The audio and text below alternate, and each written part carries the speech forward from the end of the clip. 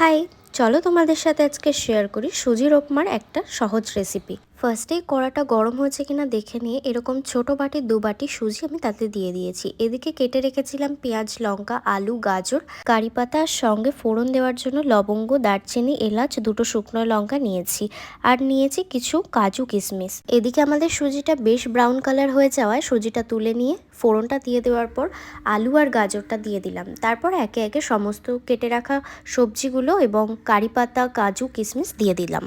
সবজিগুলোকে brown brown করে বেশ ভালো করে ভাজা হয়ে যাওয়ার পর তাতে পরিমাণ মতো লবণ, চিনি এবং হলুদ গুঁড়ো দিয়ে দিলাম। তারপর সবকিছু একটু ভালো করে মিশিয়ে নেওয়ার পর আমাদের সুজিটাও ওর মধ্যে ঢেলে দিচ্ছি।